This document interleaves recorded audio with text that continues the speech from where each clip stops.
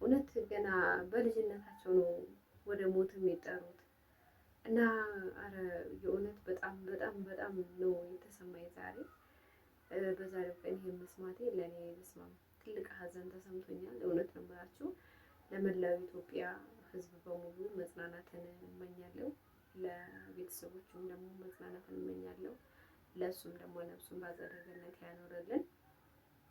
በጣም ከባድ ነው።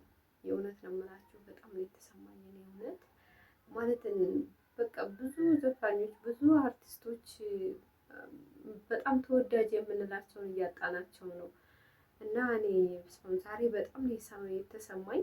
በጣም ያችን ይሄን ነገር ከሰማሁ ጀምሮ ምን ብዬ ልንገራችሁ የእውነት እኔ አይደለሁም ያለሁት አሁን ላይ ማለት ነው። እንግዲህ ምን ይባላል የመጣውን አሜን ብለን መቀበል ነው። በጣም የምንወደው የምናከብረው ወንድማችን ነበረ። ግን ምን ማድረግ ይቻላል?